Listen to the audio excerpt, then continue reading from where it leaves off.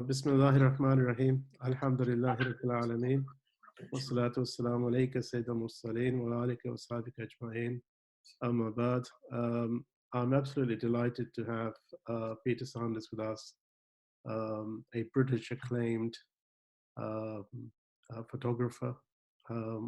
Peter has been a guest of mine at Eton College on a number of occasions, and he has always very kindly mentioned this book, this work that he had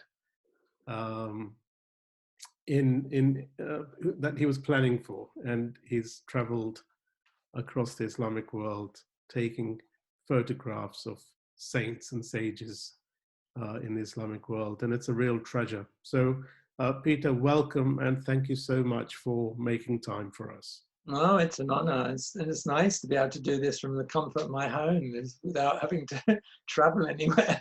I think all future meetings are going to be over Zoom. I think the challenging thing with this is where if you crack a joke or no one knows, if, as a presenter, you don't know if anyone's got it or there's no feedback. So, well, I thought that the format for our session today is really just to hand it over to you, so you can speak for about half an hour. Yeah. And then, inshallah, we can have a conversation. We've got a wonderful group of guests here, so welcome to them as well. Thank you so much for taking the time to join us. Okay. And then we can open up for questions. So, and do type your questions on the Q&A, and we will see those as well. So, over to you, Sidi. Okay, Bismillah ar-Rahman ar-Rahim. Assalamu alaikum. Good afternoon to everybody who's joining us. Thank you for being present. I'm going to introduce you to this. It's a 50-year project, and of course it didn't start off as something very concise to what it evolved to, but it's just grown over the years. And I'm just going to dip into it. I mean, the whole book itself is about 385 pages. And it's really about meetings with these great saints and sages. So I'll just dive into it and I'll dip into some of the people and explain some of the stories. So Bismillah ar-Rahman ar-Rahim. Okay, hang on a second. So nothing's happening now. Okay, Bismillah. So this is the cover or the picture that we ended up using for the cover. And the book is dedicated to the next generation of peacemakers. And it's really all the young people, the next generation who are coming up, who are really, having to take over this world and the mess we've left behind it. But I do, as being a child of the 60s, I do feel a connection with definitely the next generation. They remind me of myself in the 60s. There was so much war and hatred going on at that time, and we really just wanted something different. So the book is dedicated to them. One of the Prophet Muhammad's constant prayers was, Sallallahu Alaihi Wasallam, "Oh Allah, I ask you for your love and the love of whoever loves you and the love of deeds that will bring me closer to your love." And the title Meetings with Mountains came from Sheikh Hamza Yusuf. And there's an ayat in the Quran that says, Bismillah ar-Rahman ar-Rahim, have we not made the earth an expanse with the mountains as pegs? And in this book, I've tried to capture and portray some of the great mountains of men and women whom I've been graced with meeting during my lifetime. As great mountains rarely stand alone, I've also included some of their closest companions to give the reader a better picture of the spiritual landscape these great souls inhabit. There's something about the metaphor of the mountain, isn't there? Yeah, and the more you go through the book, you'll see how it really relates to these people, about being like pegs of stillness, pegs of wisdom and knowledge. It's an amazing analogy. So the book starts off obviously with the Prophet Sallallahu Alaihi Wasallam. Originally, I put him in the center of the book because it was like the heart of the book. But then someone said, I think he should be at the beginning, and it made sense. So this section is called The Chosen One, who climbed the mountain to enter the cave of his own heart.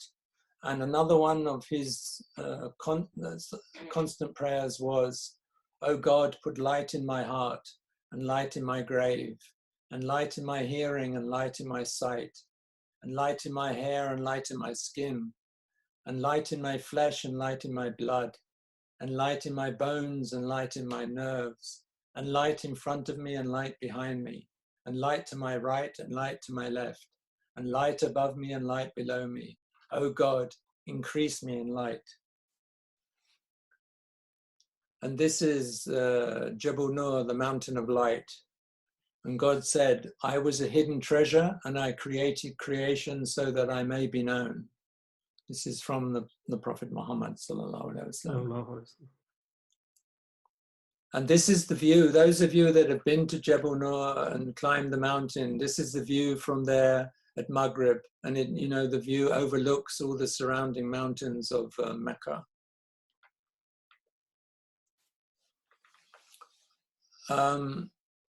This is the Prophet's cloak. And probably many of you know the story of Uwais al-Qarani, but just briefly for those that do not know the story, Uwais al-Qarani came to Medina to meet the Prophet sallallahu alaihi wasallam, and the Prophet sallallahu alaihi wasallam was traveling, and at that time Uwais's mother was sick, and he didn't want to be away from her too long. So he waited a couple of days, 2 or 3 days, and then he left. And then when the Prophet ﷺ returned to Medina, he sensed that there had been somebody special in the city. And he asked his companions this. And they said there was somebody called Uwais al-Qarani. And they described him. And he took, ﷺ took his cloak and he said, "Find him and give him this." Now, often in this kind of world, often if somebody very spiritually evolved gives you some of their clothing, it's a kind of sign of protection. But I think also maybe in Uwais's position, it was a sign of his wilayat. Now this cloak has been kept in the family of Uwais al-Qarani from that time. And in the 80s, it used to be kept in a very small glass and wooden box, and they used to display it on a stand. But the family decided to restore the cloak, and they got 4 textile experts from around the world to inspect it before it was displayed. And one was from Italy, I can't remember, they were from 4 different countries. And I met someone that was involved in this, and he said that each of the experts, when they inspected the cloak, said this could not have been made by human hand. That was the understanding of it. And it's displayed in the Khirka Sharif Mosque in Istanbul. And if you're fortunate enough to be there in Ramadan, you can go and see it. It is the most exquisite thing, really. This is a true story, and this happened way back in the 70s. But I was traveling through Morocco, and I was with a friend in Casablanca when we noticed a very distinguished gentleman wearing a golden turban some distance away from me. But I remember thinking at the time he was so upright and looked like one of the Salihin, one of the righteous people. But we didn't speak. The next day I was in Marrakesh, and some 150 miles away, and I noticed the same man.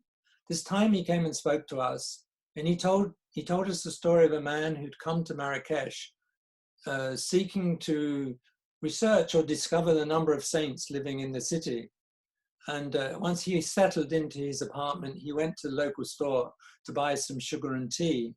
And without saying anything to the vendor said to him from behind the counter, he said, "You can put me on your list." And the man was startled because he had said nothing of his project to the man. So later that day, he was at the butcher's purchasing some meat. And again, without the man speaking of his project, the vendor behind the counter said to him, "You can put me on your list."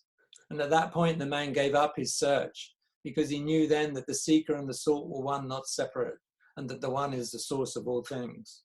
And that's a true, he told me that story, that man. Within every country, with every city and town and village, there are saints. Some are known and many unknown.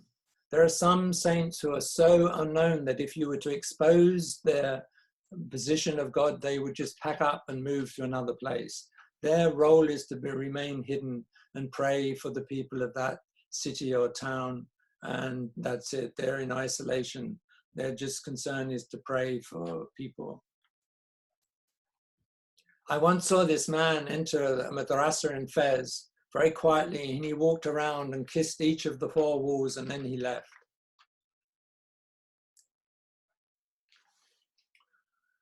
This is a very important picture and story to do with this book. This is a passport photograph of Sidi Muhammad Habib. And in London in 1970, a young printer whose name was John was given this passport photograph and asked to copy it.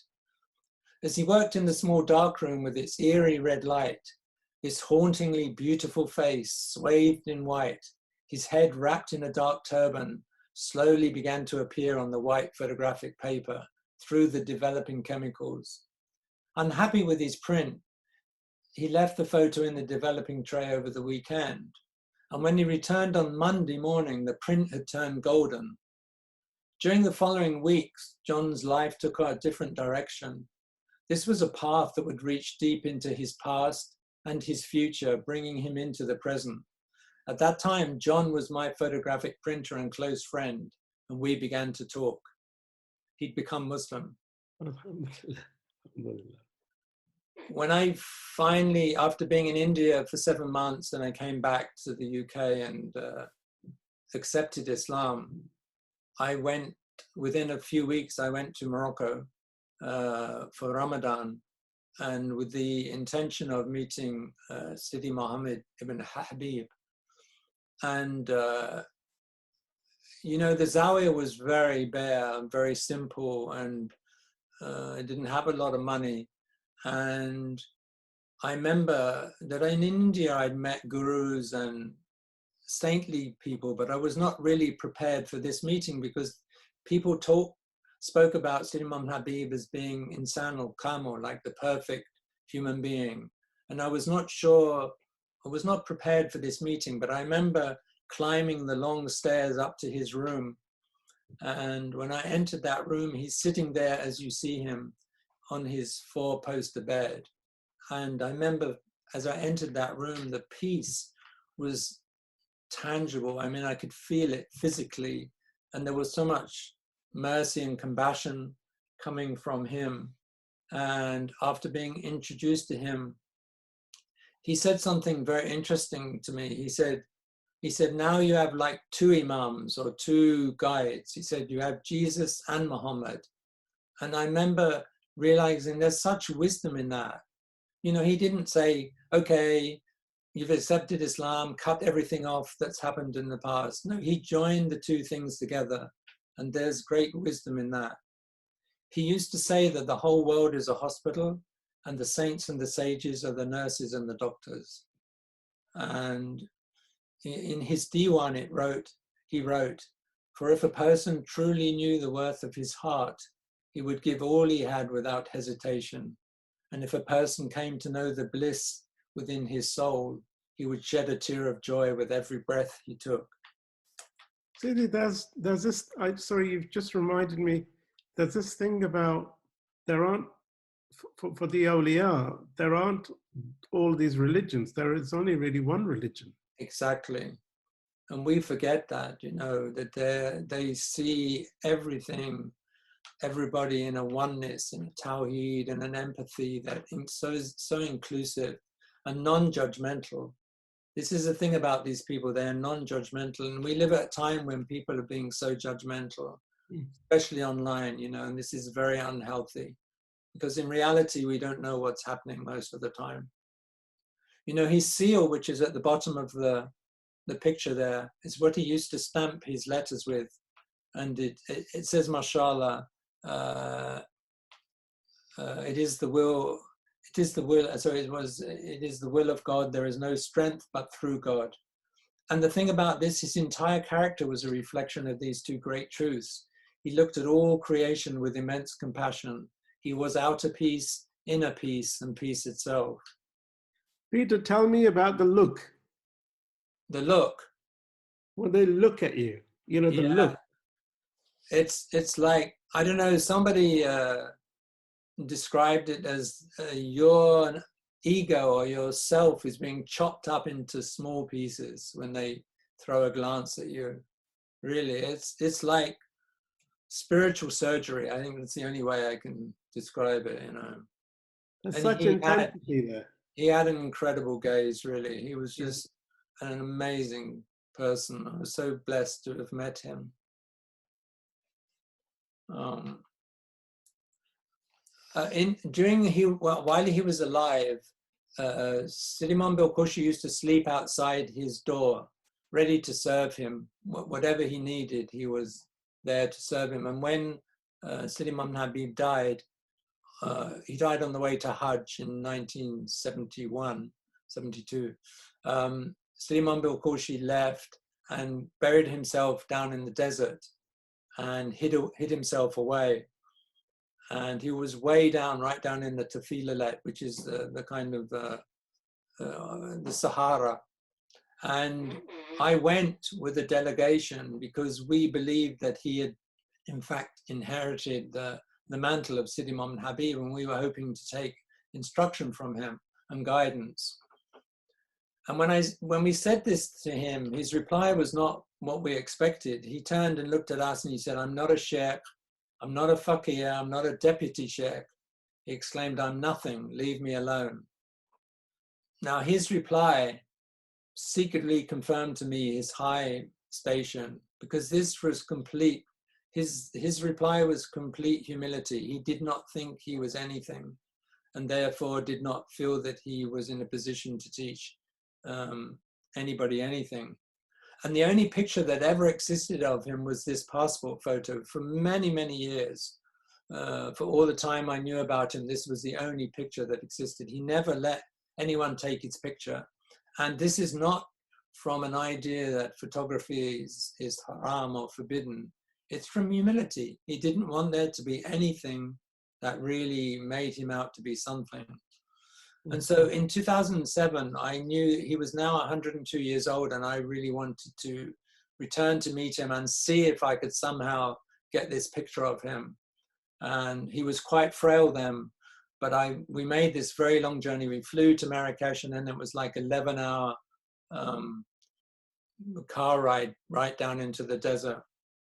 We arrived at his zawiya, and he didn't come out to the evening. And I'd said to the sons, "I'm really hoping to photograph your father." And they laughed. They said, "You know, if you ask him, he'll say no." And I said, "What should I do?" And they just laughed again. So anyway, eventually he came out and he greeted it. He was in a very exalted state. And we started singing the diwan. And there was a Moroccan guy in our group, and he said, "Take the sheikh's picture." And I said, no, I want permission from the sheikh. I don't want to upset him, you know, I don't want to be the means to kind of upset him. But as the evening went on, I could see that he really was not like watching us like that. And whenever I took the courage, I just took a picture. I think that whole evening, I maybe took like 4 pictures or something. And this is where he lived, you know. I mean, this is, you know, it's a very remote place. And this is one of the pictures that I got. And you can just see him, you know, he's just absolutely, you know, just embodiment of humility. And he died maybe 3 years after that. So, alhamdulillah. Sidi Ali, I like to talk about Sidi Ali because he would be very dismissed by many people. He really was a beggar, but he was also a faqih. And when Sidi Imam Habib died, Sidi Imam Bilqushi sent him to look after the zawiya. Now, previous to that, he'd been a lumberjack, and he was in an accident. A tree fell on him, and he was in a coma in the hospital. And while he was in the coma, Sidi Imam Habib appeared to him and taught him the weird.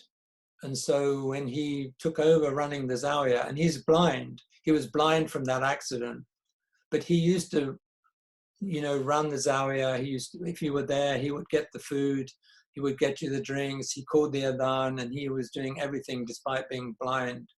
And over the years, I got to know him very well, and I was very, very fond of him. And sometimes we'd be sitting with him and eating food with him, and he would say a few words of English. He would say, eat a lot, sleep a lot, and wake up shwiya, wake up little. And everyone would laugh, like he'd learned this little bit of English. But many years later, I was sitting just with me and Sheikh Hamza Yusuf, and again, Sidi Ali said, eat a lot, sleep a lot, wake up shwiya. And Sheikh Hamza turned to me and he said, that's your medicine. He's telling you your medicine. And, many of us, for some of us, we should eat more, and some people need to eat less.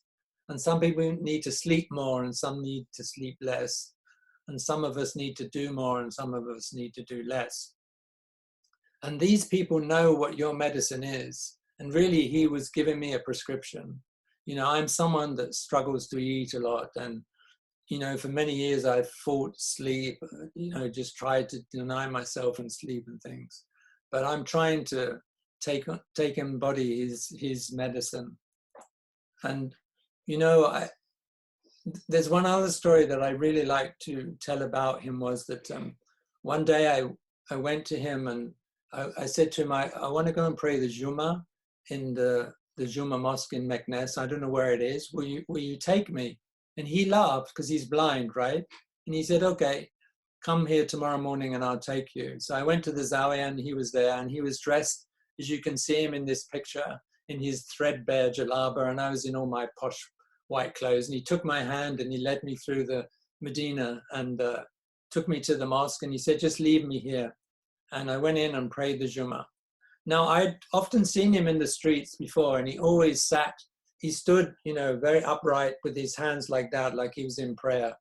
Now, the thing is, there's no social security in Morocco. These people live on whatever God gives them through people.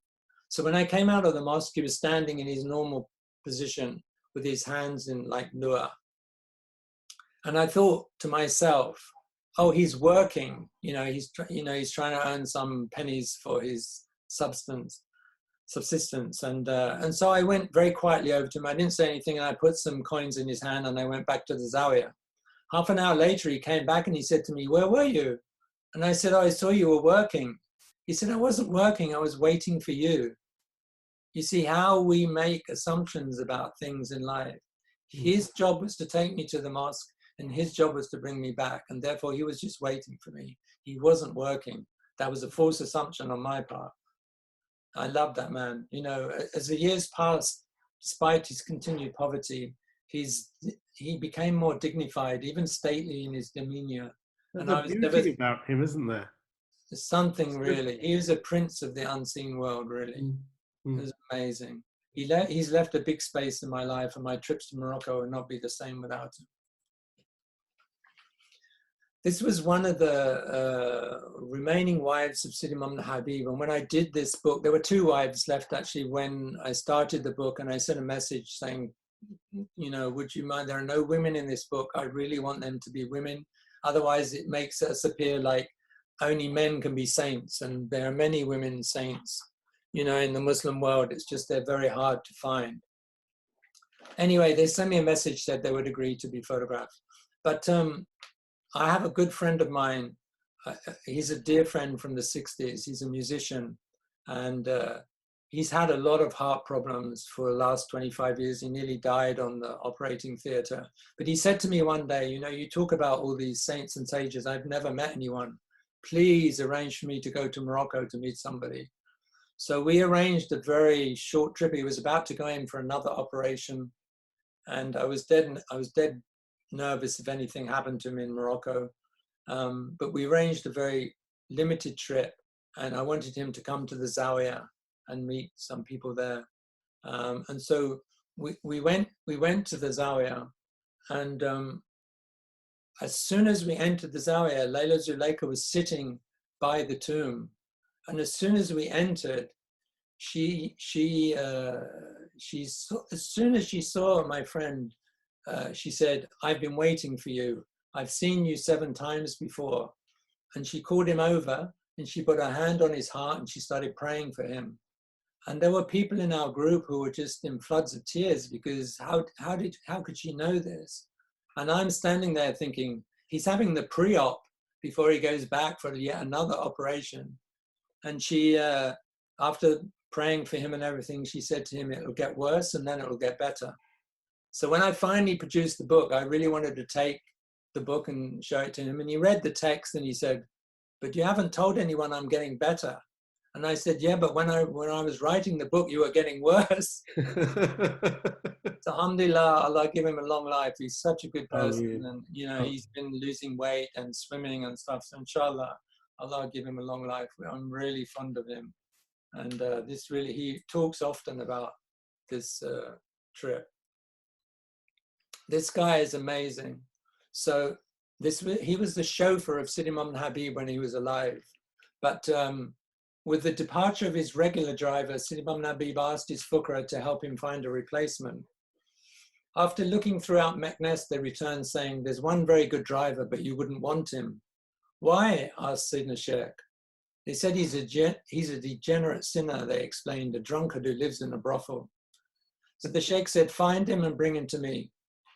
The man who shared the Sheikh's name, Muhammad, appeared sheepishly before the great saint with his eyes lowered in guilt. The Sheikh offered to hire him immediately on the condition that he refrain from drinking while serving him, explaining, I don't like the smell of alcohol. The driver agreed and took the job. Sidi Muhammad began working for the Sheikh, driving him to circles of remembrance, to the mosques, to the homes of the fuqara, to the tombs of the saints and celebrations of the Prophet Muhammad's birth. He spent every day with one of the greatest living saints of the age, completely sober. Gradually, he began joining in the ritual prayers and then the circles of dhikr. And finally, he turned up at the Zawiya door, asking to live there. It turned out that he'd been keeping his daily prayers in the brothel, and he felt that he should leave. When Sidi Imam Habib died, his driver was devastated, like a man shipwrecked. Proximity to the Sheikh had transformed this lost soul into a man of the way. What a beautiful guy. He had these incredible gold teeth. And when I got married in London in the 70s, he attended my wedding. He's a lovely person. Mm-hmm. I went to the Zawiya one day and I saw this man, Mulli Abdul Salam, leaning up against this pillar, clutching his stomach in intense pain. And he kept on saying over and over again, Alhamdulillah ala kulli hal. Alhamdulillah ala kulli hal. And, you know, praise be to God in every situation. And I think about this a lot, you know, when we get sick, how quickly we rush to the doctors or we grab some antibiotics or drugs to null the pain. And these people just see that that illness is from God and that only God can cure us. And they trust in that process and they see it as a purification. And I have to say, the last time I was really ill, I tried. It's very hard to keep saying over and over again, Alhamdulillah kulli hal, but it definitely speeded up the healing process. So I highly recommend it if you can do it. The tawakkul, the trust in Allah is the medicine. I asked one of the walis in the book, you know, if you get sick, what should you do? Have patience or ask God? He said, you have patience till your patient runs out and then you ask God. This guy was amazing. I love his modern version of the Morocco, but you know, it's just incredible. I called it like a Vogue version of the patch robe. He was an incredible character. Sheikh Hamza showed me a very bad video of his Sheikh Rabat al-Hajj, and in the 90s, and said, will you come with me to photograph him? And I said, I took one look and I said, yeah, I'm coming. It was really difficult to get to the camp. It took us 24 hours once we arrived in Nouakchott, and you know, driving through the night, there were no roads or anything. And we finally arrived at the camp, surrounded by mountains. And after settling in, I was taken to meet the Sheikh Rabat al-Hajj, and I was introduced to him, and he asked, "Who?" And the only way I can describe this transaction was, well, if it was a CIA, they'd go to their mainframe computer and they'd check out Peter Sanders, and then they'd probably find a lot of things, facts that are probably not true, misinformation and stuff. But these sheikhs go somewhere very special. I don't know where it is. And so he was quiet. When he asked my name the second time, he was quiet. And then he said, Naam, Naam, Naam. And then he raised his hands and made a long prayer for me. It was like a very specific prayer. And to me, honestly, you know, I don't speak Arabic. I'm not an Arabic scholar. So that was really the whole transaction was in that meeting. And the rest of the time, I just watched him every day doing, if he was not praying, he was sitting with his students. And he only ever slept for 2 hours a night. He only ever drank camel's milk. And he did that right till he passed away. I think he died last year. I think he was 100 when he died. He was a man of very few words, incredible presence, but really like a mountain. The power is in the silence, isn't it? Yeah. And you know, some of these great people, sometimes they cover their face. There's some spiritual meaning in this, I'm not sure. Maybe they don't want us to see what their experience, Allahu Alam, you know. But it's really powerful to watch them and be in their company. I love to talk about this man. This man, probably many of you have never been to Lamu. I do meet people occasionally who have been to Lamu, but I met a Dutch painter in the early 70s who told me about Lamu, and he wasn't a Muslim, this man, but he said, I've just been to paradise on earth. And I said, really? And he said, yeah, it's this island of Lamu, there are no cars, and on Friday all the men wear white when they go to the mosque. So I was always kind of intrigued about it. And whenever I met someone from Kenya, I'd ask them about Lamu, and they go, ah, Lamu, you know, their eyes would light up. Anyway, I finally went in the in mid-90s, 95, I think. And there had been some progress. There now was one road on the island and one car, which belonged to the district commissioner. And the road went from his home to his office. And everyone else just still walked or used mules and donkeys. But anyway, during on the month of Maulid, they have big celebrations there, all on the surrounding islands. And the last week they end up on Lamu. And there I met somebody called Sheikh Rocket. Now his story is very interesting, that in the 60s, he was a Catholic missionary, and he had a dream. And in the dream, he was told, you are a Muslim, your name is Musa Ali, and you should keep company with the people who love God. And every year he attends the Maulid in Lamu, and every year he attends the Hajj, but he has no passport and no money. And they say to him, how do you get there? And he says, by rocket. So that's why he's called Sheikh Rocket. And I've since heard that there is a handful of people who turn up at the Saudi border who don't have passports, but they're known and they're given some identity to wear around their neck, and they're allowed to perform the Hajj. Sure. So he's one of them, Sheikh Rocket. Oh, I love this story. And this, I never got a picture of this man. I've had to, this is a picture I did in Sudan, but it's not him. But the reason I never got his picture is I met Sheikh Othman when I did the Hajj in 1971. And I was with a group, there were 7 of us, and we saw this man dressed like this, in this very green robe, trimmed with red and red at the bottom. And he had 2 things. One was a wooden prayer beads, and the other thing was a can for doing, you know, washing before the prayer. And it was the most beautiful wudu can. I mean, it was steel and brass. It was I've never seen one like it. It was very beautiful. Anyway, he had incredible ginger ringlets. And so I said to him, you know, how can I meet you in the future? And he said, when you come to Sudan, come to Omdurman. I sit under the date palm in Omdurman. So that was his address he gave me, okay. So years later, I finally went to Sudan, to Omdurman, I think in '85, so that would have been 15 years after.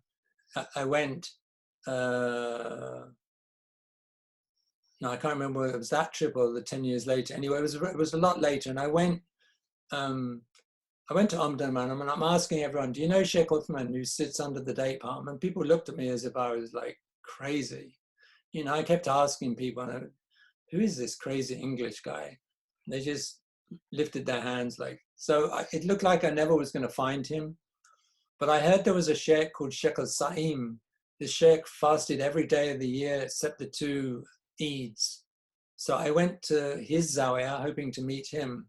And when I got there, the people said, no, Sheikh al-Sa'im's traveling. But you're here anyway, have some tea with us. And I was sitting there talking in the Zawiya. And suddenly, while we were sitting there, I heard this voice outside singing the Shahada, really top of the voice. And in walked Sheikh Uthman and sat right down in front of me. I couldn't, you know, the shock was like, I couldn't believe it, that he was here. And he raised his hands like this, and he started to make this long prayer for everybody within the Muslim world, all the prophets, all the Sahaba, all the saints, all the Imams, everybody, you know, right up to present date. And then when he finished, he said, Assalamu alaikum. He got up and left. And I was so shocked, I never even thought for 1 minute to pick up my camera and take a picture of him. So he escaped my camera. So, you know, some of the big ones are really the most difficult to speak about. Habib Ahmed Mashur isn't probably known by many people. You know, so many people became Muslim from his hand. He traveled throughout Africa, or even very remote parts of Africa where there was cannibalism, talking very simply to people about Islam.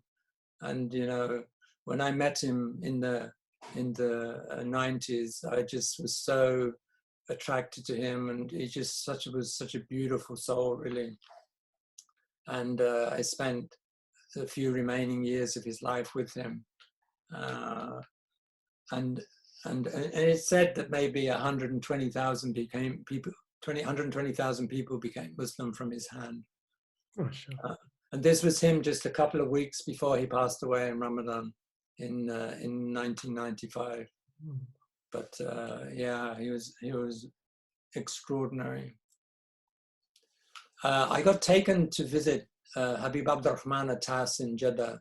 There's a Saudi lady I know, and she loves the awliya, and she knows that I love them, and she always, when she finds somebody new, she always takes me to meet them. So we were taken to this house in the very poor part of Jeddah, and we waited outside in our car, and she phoned up, and we had to patiently wait while all the men left the house, and then we were allowed in. So I went in with the Saudi lady and my wife and myself. And there I met this very sprightly 106-year-old man who was running around the house getting us food and drinks. I mean, he had more energy than all of us. And I was just like, who is this guy, you know? And during the evening, he said to me, he looked at me, he said, I'm going to live till I'm 111. And I said, really? I never heard someone tell me when they were going to die. And a few years later, I went back to Jeddah and I met a young guy, and somehow he came up in the conversation. He said, oh yeah, he just passed away. And I worked it backwards. Yes, he was 111 when he died. MashaAllah. Beautiful man, beautiful. Subhanallah. When this book was sort of taking serious kind of into a proper project, I asked a friend of mine, you know, who should I photograph in Saudi Arabia? So he told me Habib Ahmed Mashur had died, Habib Abdul Qadir Sagaf. And then he said, my sheikh, but my sheikh doesn't allow anybody to photograph him. But he said, let's go and visit him anyway. So we went to the house and introduced to him. And after some very polite exchanges, we began to broach the discussion of the possibility of photographing him.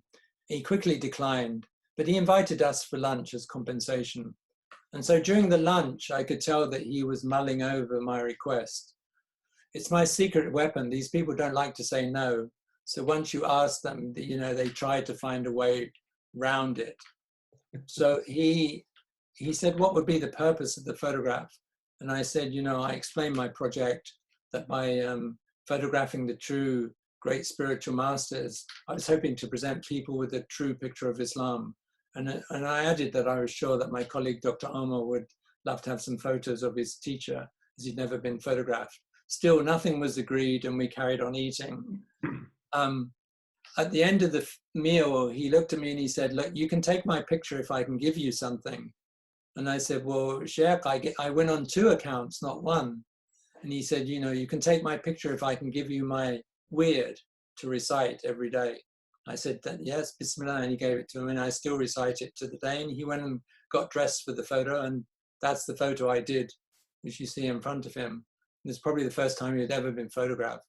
And after I sent some prints to the house just to make sure he was happy, and I got a message back saying he likes the pictures and he wants you to come back this time to do a picture with his sword. And did you? Yes, I did. Yes, yes. And is that included in the book? No, it's not. No, it's not my favorite. I prefer the other picture. It's just, there's something very majestic in that picture. Real nobility there, isn't there? Yes. In the 1990s, they discovered the house of Sayyidah Khadija, buried beneath the earth there when they were doing, you know, the construction work. It's right by the side of Safa and Marwa. And it was, you know, the guys, when they realized it was a house, they had 3 days to excavate it before the bulldozers came in.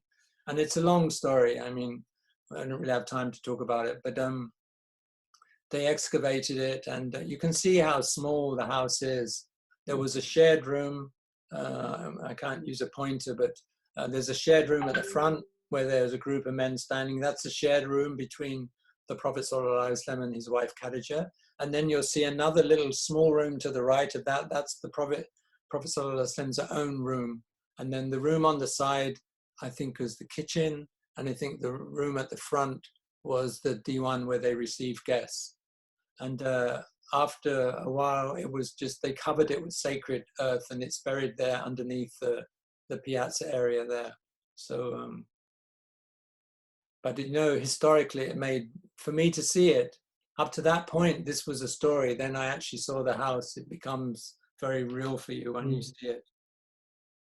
For many years, I asked the people in charge to let me go up and photograph the green dome from the minaret, and they always came up with some excuse why I couldn't do it. One of their best ones being, we've lost the keys. But you know, I'm very persistent, and every year I asked them for 5 years, and they ran out of excuses. And they said, okay, you can go up and photograph it, but don't photograph the green dome.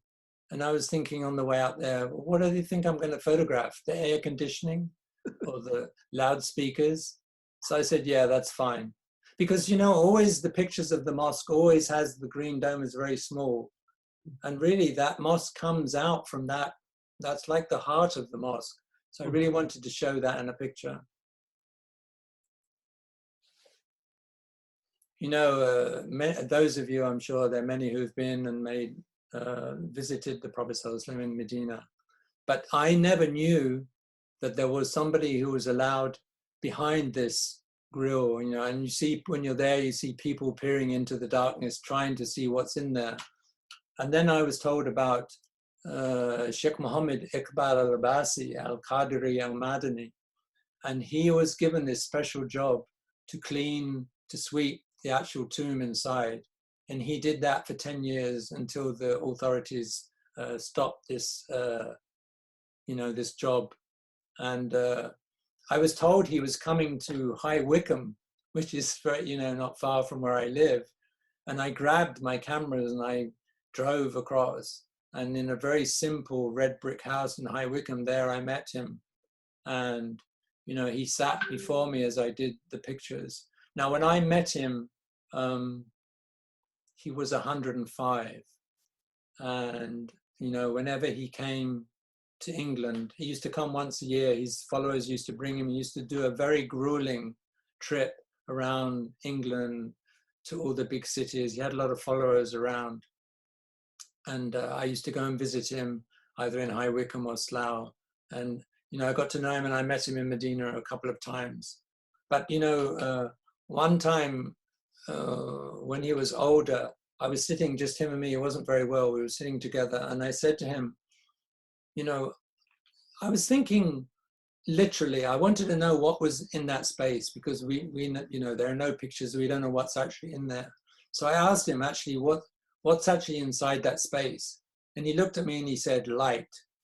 So I thought that he misunderstood me. So I asked him again, no, actually what's in there? And he said light. And I asked him 3 times, and each time he said light. But he said, if you have darkness in your heart, you will never see it. And he died at the age of 125, and he's buried in Baqiya. He is an incredible man, incredible presence.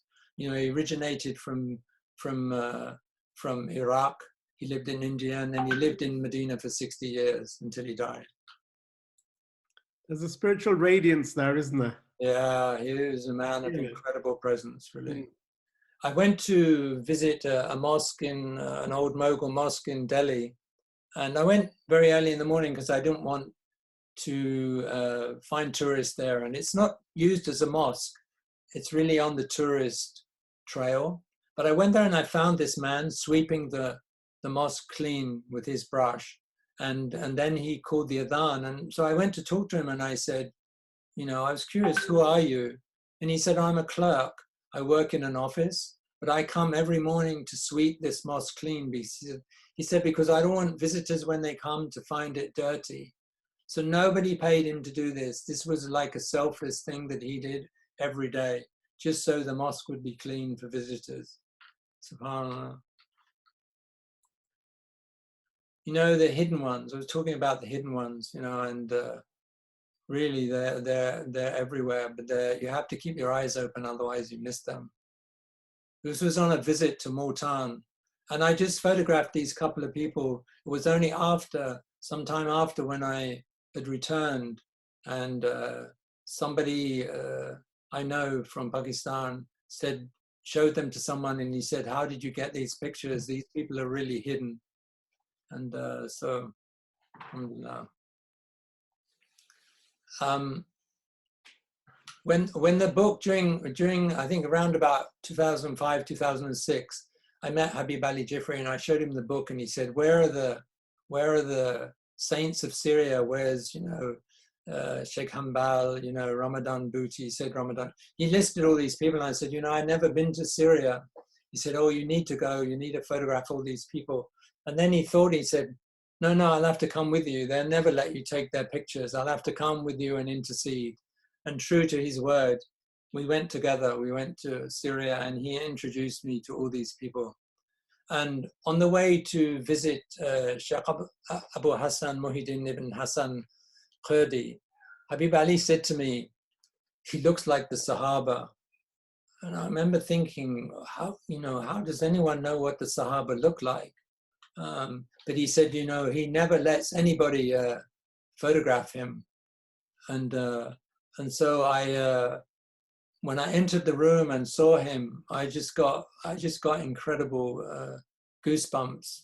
And after being introduced, Habib Ali began the touchy subject of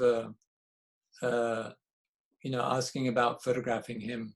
And the Sheikh looked at me and he said, don't ask, meaning just do it. If you ask, I have to say no.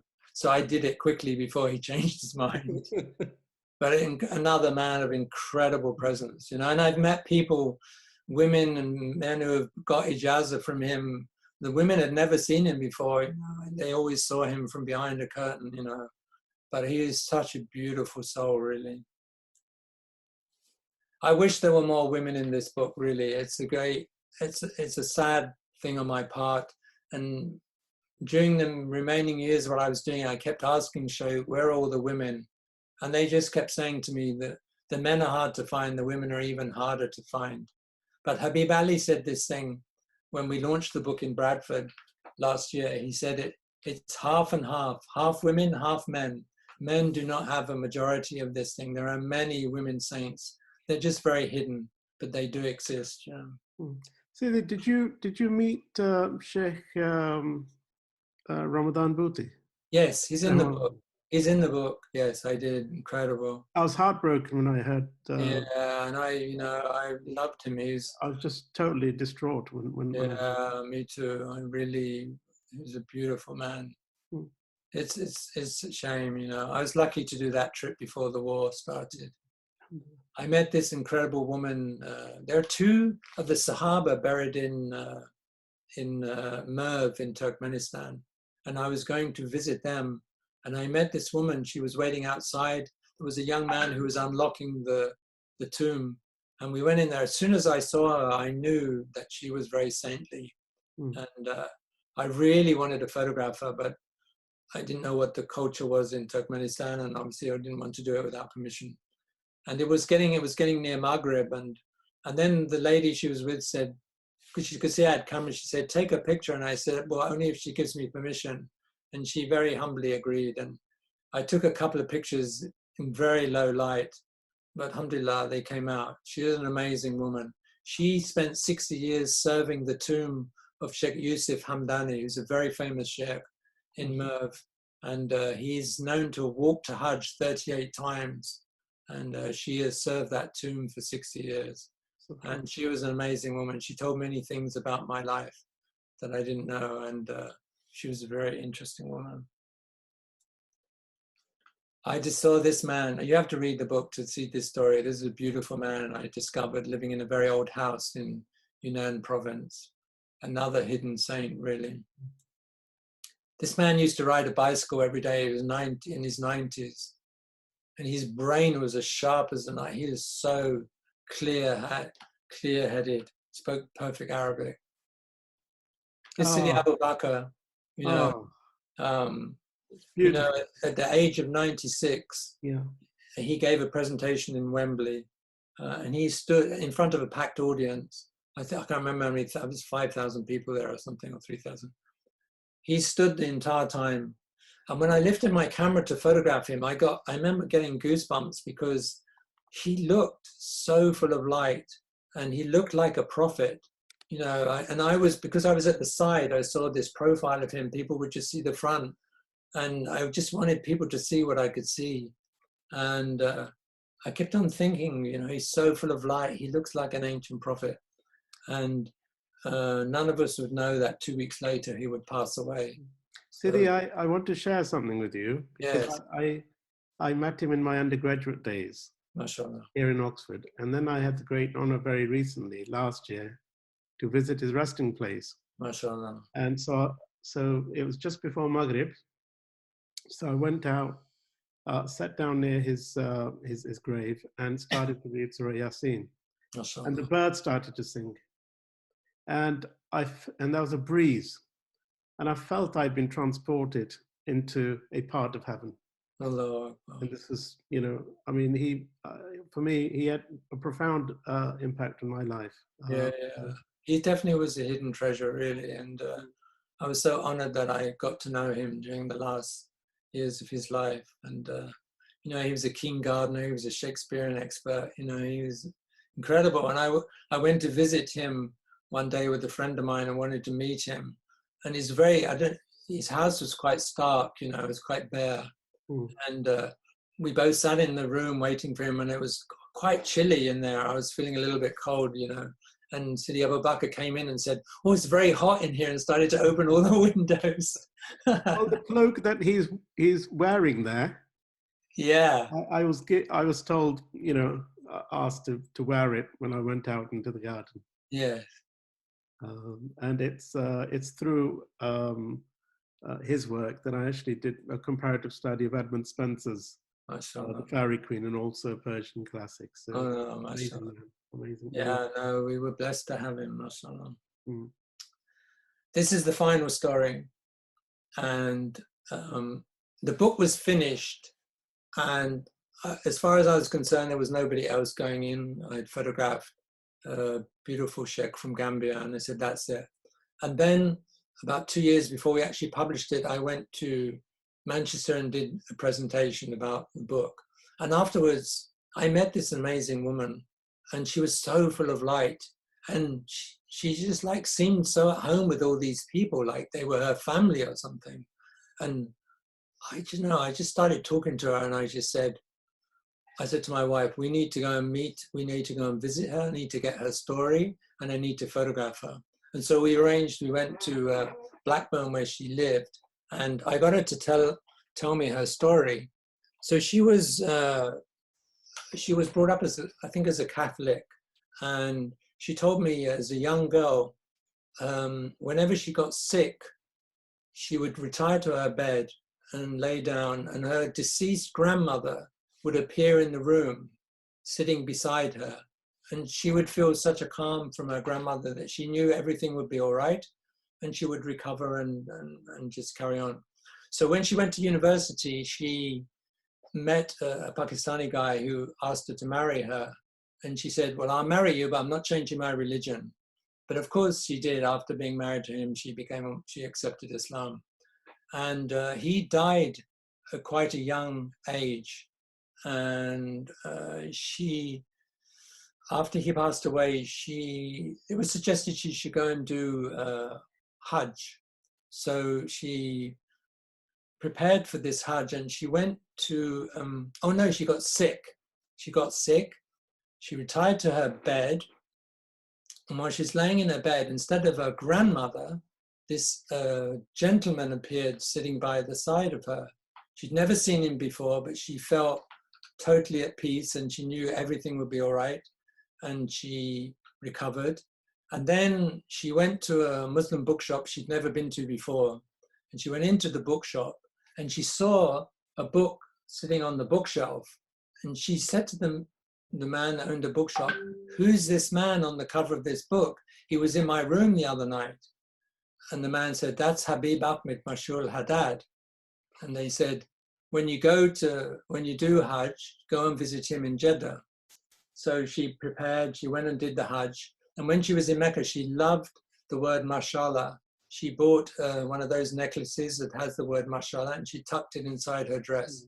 She went to Jeddah, and she was taken to the house of Habib Ahmed. And when she entered the house, Habib Ahmed walked towards her and said, mashallah, was the first thing he said to her.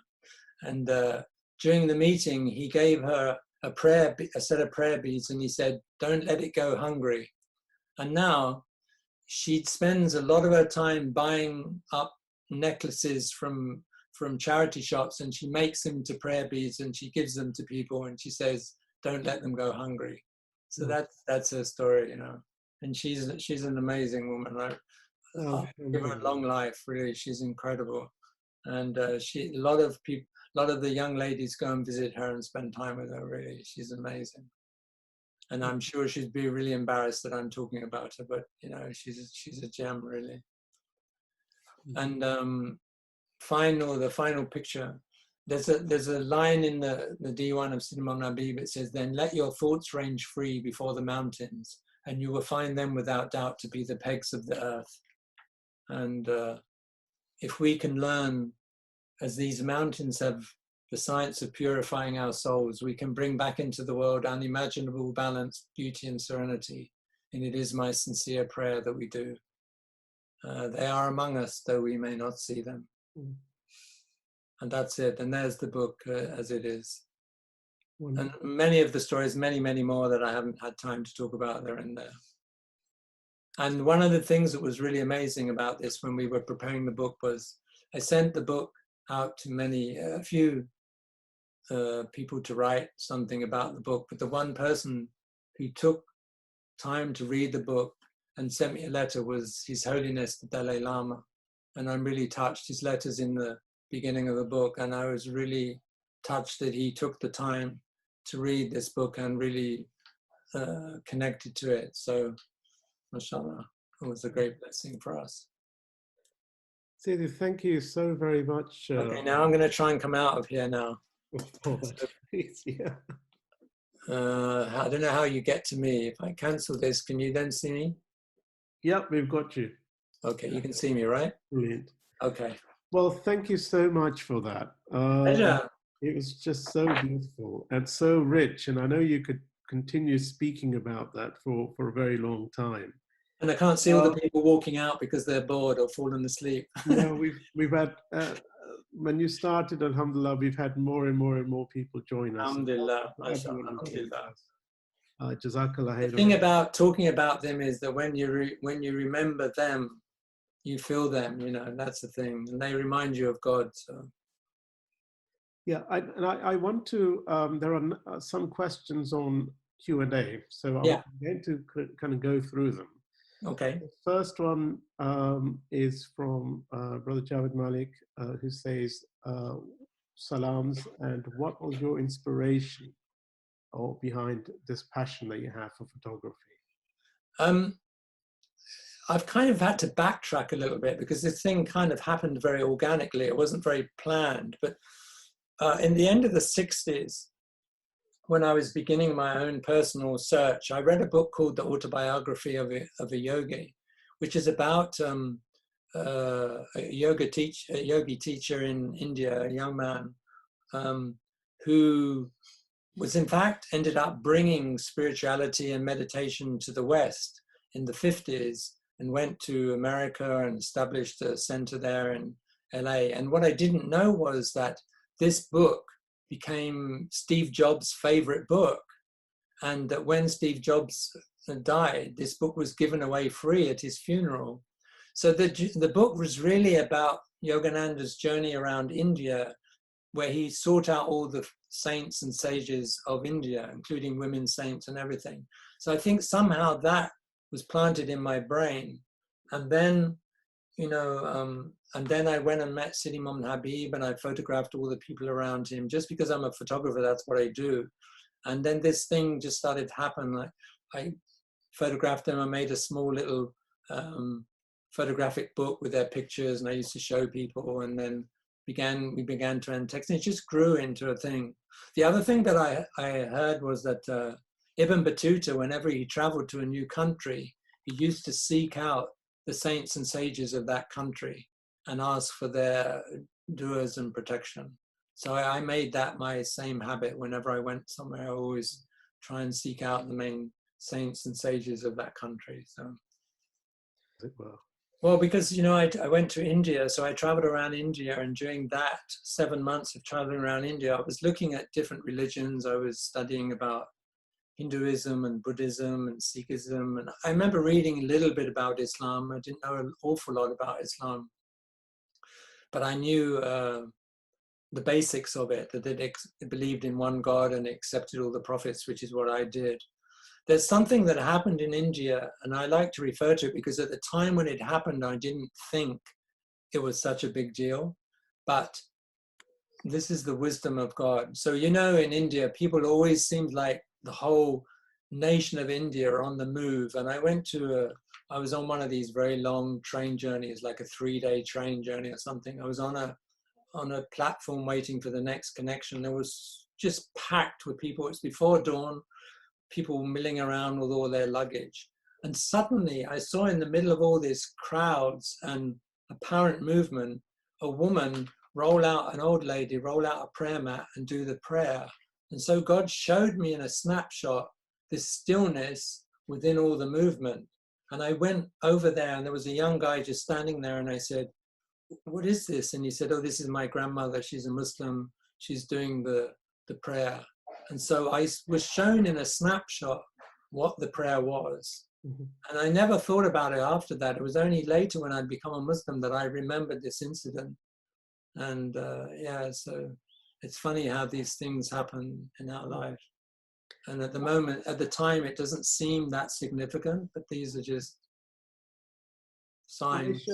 Aisha from Pakistan sends her salams, and she also says, I would love to see your book tour in Pakistan. So yeah, I would love to. Someone would have to arrange to get the books there because they're so heavy. Each one weighs 3 kilos. People say, "Can you bring a couple of books into town?" And I'm going, I don't think so, unless I have some help. It is a mountain in itself, but yeah, well, I'd love to come and do this in Pakistan. It would be amazing. Very responsive audience there. The Cloak, Peter, you mentioned, yes. of Sayyid Wais Qarni. Yes. Which museum? And you mentioned it's in the Kirk Sharif Mosque in Istanbul. If you do a search online, you'll find it. They only ever show it during Ramadan, though. They built this beautiful glass casing for it, and you can walk past it. It's so beautiful, and the smell in there, it has that smell. It's very unique, really. It's incredible. And recently, we have seen many individuals who claim to be saints or sheikhs. Yes. Clearly, that would just be that would just knock them out of the list, wouldn't it? If somebody claims to be a sheikh. Yeah, this is a good question to ask, because this is a problem nowadays, and this is an issue that people need to be aware of. And you know, someone claiming there's something is definitely a warning. Someone asking you for money for anything they do, whether it's prayers or anything, is a problem. And this is not, you know, just be very careful. The real awliya are very humble. They make no claims. The miracles that happen around them, they don't think are nothing. That's not really their purpose. Their really purpose is, you know, the way I can describe it is that when you sit in their company, they're non-judgmental, as I mentioned, and they're not sitting judging you. They see you at a certain point on your spiritual journey, and they will pray for you. If there are any obstacles that are going to come, you know, they give you advice. Whatever you ask them advice, they'll give you things to recite. They'll pray for you. That's the transaction, really. They are really like spiritual doctors, and it's we have to be careful, because there are people that make claims, and we have to be very careful of this. I love the hadith when in which Allah subhanahu wa ta'ala says, you know, when he begins to love someone, that he says to Sayyidina Jibreel alayhi salam, go and tell the world that I love so-and-so. Yeah. And then all the creation begins to love that person. And there's something real beauty about that, because we don't know what's in someone's heart. Absolutely. And it's all about the heart. It's not about the exterior. It is really. It's you know, writing about this subject was one of the hardest things I've ever done. I'm not really a wordsmith in that way. I'm an image person, but I wanted to find a language that wasn't just Arabic. I wanted to share this with a very wide audience, and I had to really struggle to find words to replace Arabic words, because, you know, as Muslims, we have our own language in which we talk about these things, but I needed to find a language to talk about spiritual things. It's very difficult, because these are things beyond words, and it's, you know, and I also didn't want it to seem that I was like the Vatican, you know, claiming this person's a saint. This is my own personal journey, and anyone else would have a completely different journey. I'm not saying these were people that came into my life that I got some benefit from being in their company. And I just really wanted to share that journey with people and encourage people to make it. They touched your heart. Yeah. And that's what it's about. Yeah. The medicine for everyone is different. Absolutely. It is. That's what's so beautiful about the path.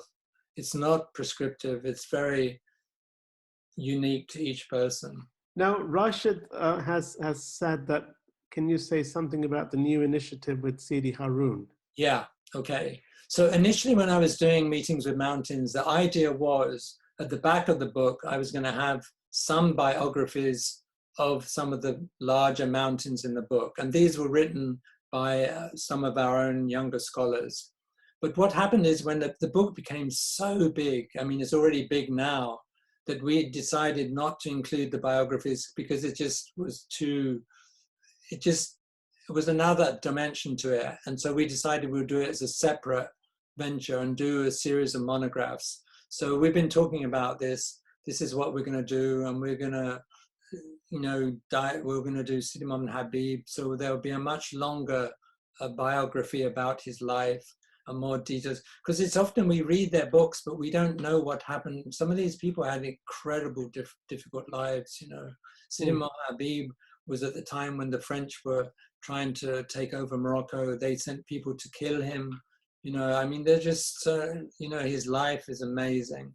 And all these, and Sidi Imam Habib and Sheikh Marabat al-Hajj, you know, so Sheikh Hamza is going to write Sheikh Marabat al-Hajj, inshallah. So different scholars will write, and then I will find more pictures, and so it'll be much more of a celebration of their lives and more information, more images, what they were like when they were young and everything. So it will go into more detail than I could in my book.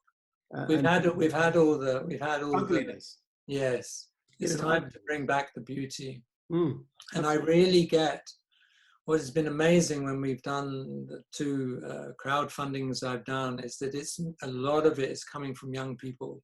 They really recognize this and see the importance of this. And it gives me a lot of hope, really.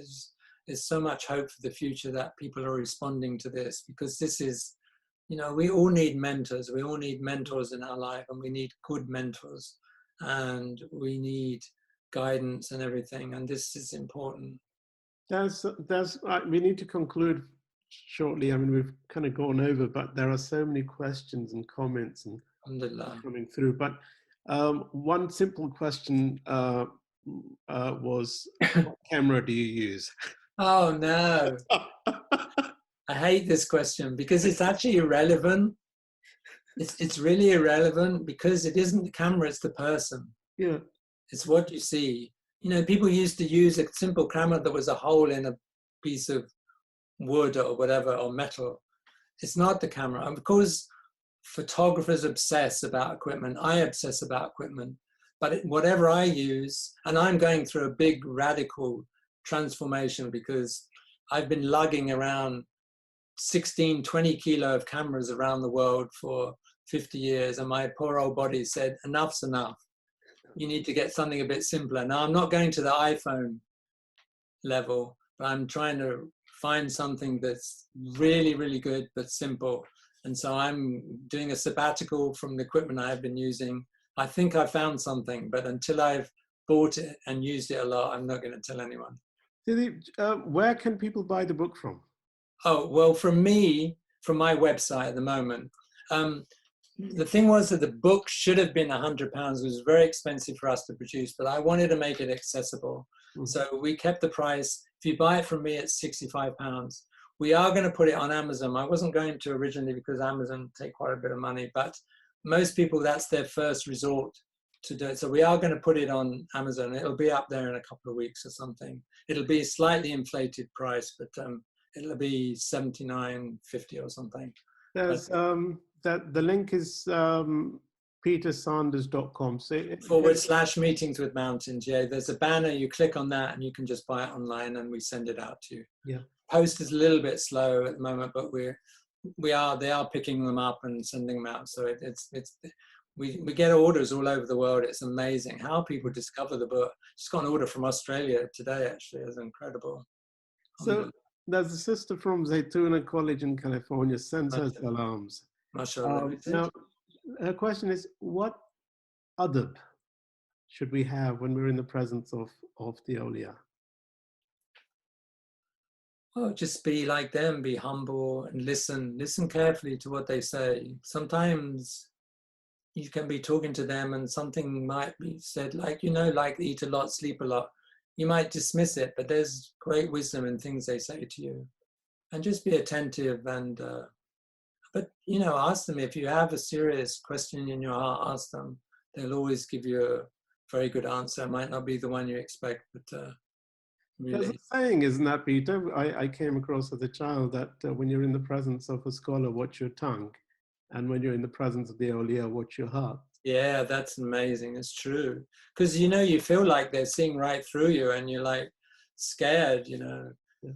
There are people that I've met, and there's certain people that I visit, I never say anything about what's happening. And suddenly they'll say after, oh, you should recite this 41 times a day and this 40 times a day. And you start reciting and all those problems you had just disappeared. How do they know? It's just. Yeah, absolutely. Look, that's a wonderful, really moving message here that from a very dear friend of mine who says that the pictures made him cry. They were very moving.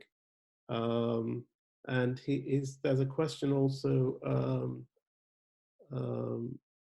how could they tell that it was the house of Sayyidah Khadija radiallahu ta'ala anha? Okay. So they always knew from the old books of Mecca. You know, remember the Turks were very, you know, very detailed in keeping the history. So in the old books, it was known that her house, 95% that it was known in that area.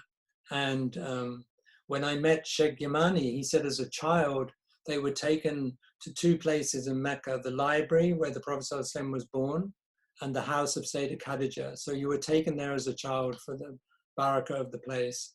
And so as soon as they started to excavate it, they knew that it was the house. They found many things. They even found the grinding stone that Sayyidah Fatima would use to grind the wheat with and everything. So they know it was the house.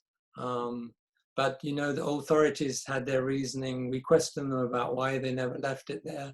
They said, oh, it could be a problem. People would gather around. You know, they have their reason.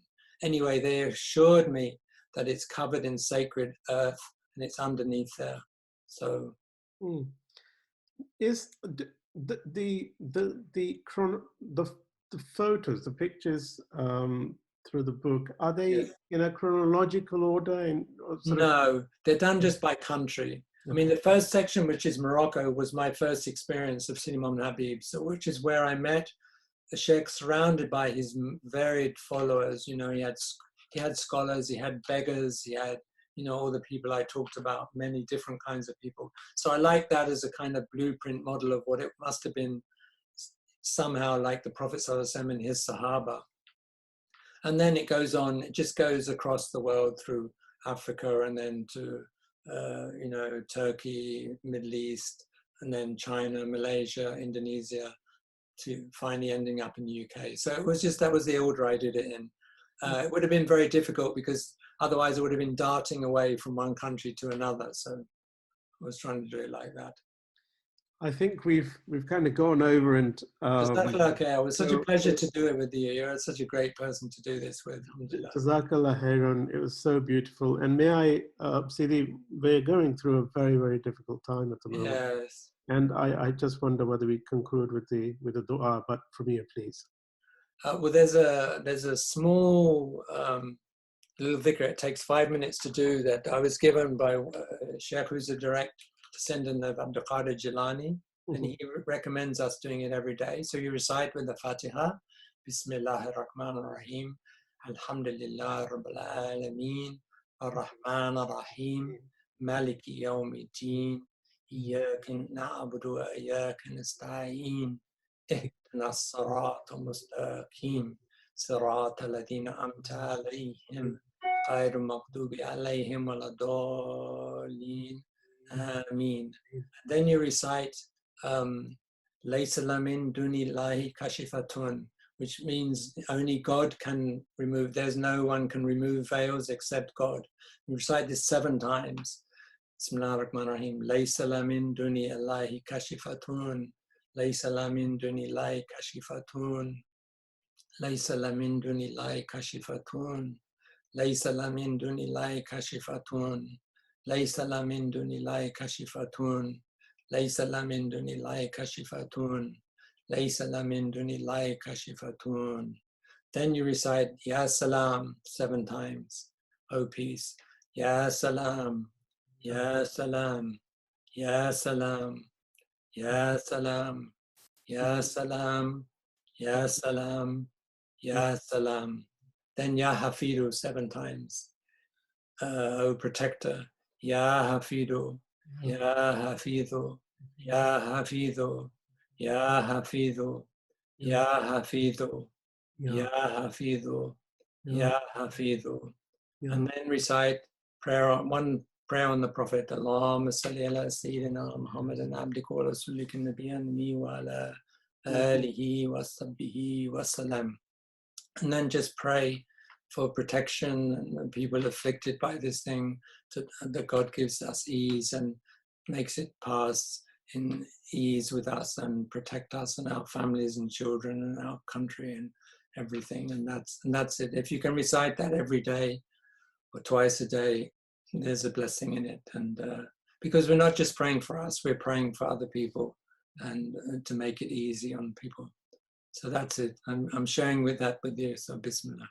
Barakallah feekum, Sidi. May Allah Ta'ala give you health. Jazakallah khair for organizing this, and everybody thank you. Inshallah, I'll meet you in person when this passes. Inshallah, inshallah. And Jazakallah khairan everyone for taking the time to join us. Thank you. Yeah. Allah bless you and may Allah Ta'ala keep you and your family safe, inshallah. Ameen. And Jazakallah. our moment comes that when we leave this world, that we leave in the state in which Allah Ta'ala is pleased with us. Ameen, inshallah. Make it easy for us. You know, I just add one thing. Sid Imam Nabib said for the mu'min, when you die, it's like as easy as passing from the third class carriage to the first class carriage. MashaAllah. Alhamdulillah. May he make it as easy as that for all of us. It's easy for them to say this stuff. I know. We have to learn this, inshallah.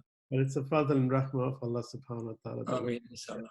You know, Jazakallah khair. Fi amanillah. Excuse me if I spoke too long. take care. No, beautiful. Jazakallah khairan. Take care. Assalamu Assalamu alaikum wa rahmatullahi wa barakatuh. alaikum. Assalamu alaikum everyone.